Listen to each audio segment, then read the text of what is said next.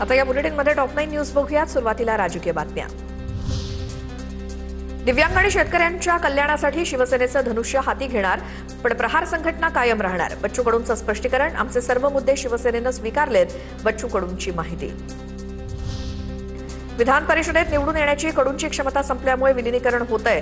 पक्ष विलीन करण्यासाठी मी मूर्ख नाही असं बच्चू कडूच म्हणाले होते. संजय राऊतांचा बच्चू कडूंवर निशाणा.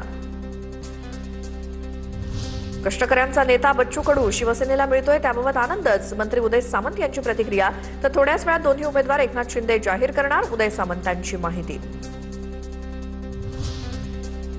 अंबादास दानवे महाविकास आघाडीचे उमेदवार. संजय राऊतांचं वक्तव्य. तर आघाडीत भांड्याला भांडं लागतं. काँग्रेस, पवारांची राष्ट्रवादी आणि ठाकरेंची शिवसेना एकत्रच, अंबादास दानवेंची प्रतिक्रिया. मी महाविकास आघाडीचाच उमेदवार. आघाडीत भांड्याला भांडं लागत असता अंबादास दानवेंची प्रतिक्रिया. तर महाविकास आघाडीतील तीनही पक्ष एकत्रित असल्याचा दानवेंचा दावा. विधान परिषद निवडणुकीसाठी काँग्रेस उमेदवार देणार. सगळ्याच प्रश्नांची उत्तर देण्याची गरज नाही. आगे आगे देखो होता है क्या, सपकाळांचं सूचक विधान. गांधी भवनात काँग्रेसची महत्वाची बैठक. प्रत्येक वेळी काँग्रेसच्या मनात काहीतरी शंका असतातच. प्रादेशिक पक्षांच्या हक्कांवरती डल्ला मारू नका. विधान परिषदेसाठी उमेदवार देण्याच्या काँग्रेसच्या भूमिकेवरनं राऊतांचा टोला. रुपाली ठोंबरेंकडनं सुषमा अंधारेंसाठी व्हॉट्सअपवरती स्टेटस. लढाऊ आवाज दाबला जात नाही, तो अधिक बुलंद होतो. आपल्या कर्तृत्वाला आणि लढाऊपणाला कुणी नाकारू शकत नाही, अशा आशयाचं स्टेटस.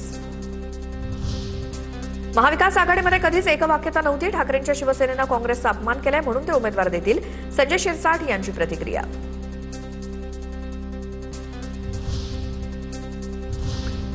आता टॉप 9 मोठ्या बातम्या बघूयात.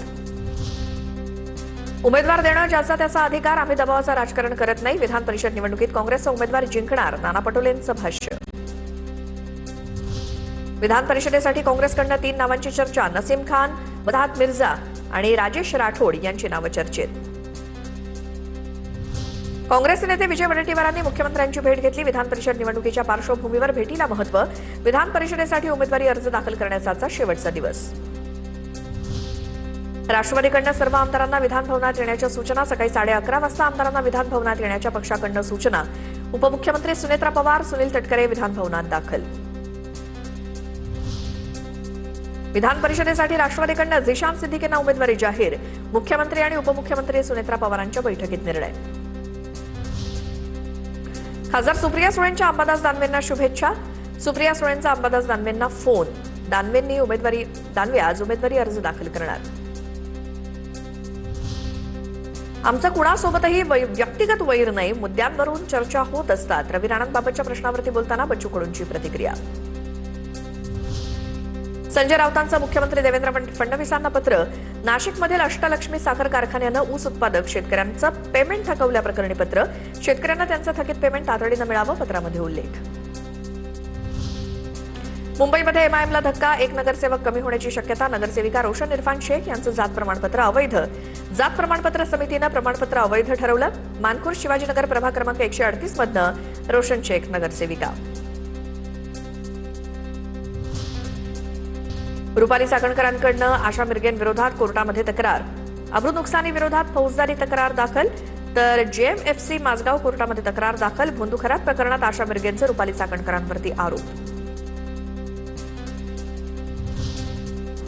भोंदूखरातला 8व्या गुन्ह्यात न्यायालयामध्ये व्हिडिओ कॉन्फरन्सिंगद्वारे हजर केलं जाणार. एसआयटी 7व्या गुन्ह्यात भोंदूखरातच्या पोलीस कोठडीची मागणी करणार. 8व्या गुन्ह्यात देखील खरातवरती महिलेवरती लैंगिक अत्याचाराचे आरोप. वादग्रस्त वक्तव्यानंतर बागेश्वर बाबांना परिधान केला. छत्रपती शिवरायांचं चित्र असलेला कुर्ता. शिवभक्त असल्याचं सिद्ध करण्याचा बागेश्वर बाबाचा पुन्हा प्रयत्न. नागपूर रेशीमबाग मैदानावरील दरबारावेळी बागेश्वर बाबांना हा कुर्ता परिधान केला होता.